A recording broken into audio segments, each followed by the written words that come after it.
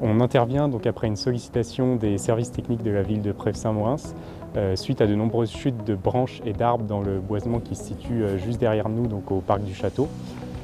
Donc il y a beaucoup de frênes qui sont atteints par la cale à rose et les services techniques nous ont demandé d'établir un diagnostic. On a parcouru le boisement et on a rendu notre étude en juillet 2025 qui malheureusement conclut que sur les 460 frênes du site, plus de 430 présentent des symptômes très avancés de cale à rose.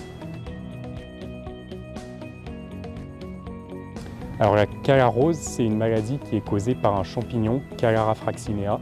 C'est un champignon qui est originaire d'Asie du Sud-Est, qui s'attaque là-bas aux espèces de frênes asiatiques.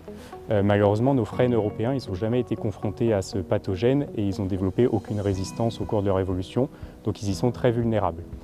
Le Caldara, il est arrivé en Europe de l'Est à la fin du XXe siècle et en France en 2008.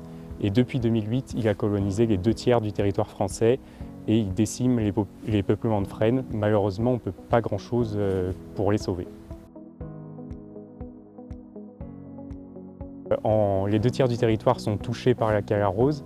En France, on a une forêt domaniale qui est très concernée dans le nord, où d'ailleurs l'ONF l'a fermée au public le temps de pouvoir sécuriser les infrastructures. Et dans le pays de Gex, on est déjà intervenu aux sources de la London à Eschenvet et très récemment en proximité de la route départementale près de la déchetterie à Saint-Genis-Pouilly. Alors on estime que moins de 1% des frênes développent une résistance à la cale à rose. C'est pour ça que la commune a fait le choix de préserver tous les frênes qui étaient peu ou pas atteints par le champignon. Et donc sur le site, ça représente 10% des frênes qui aujourd'hui ne présentent pas ou peu de symptômes. Ça ne veut pas dire qu'ils sont tous résistants, mais on peut espérer que sur ces 10%, il y en ait quelques-uns qui soient résistants.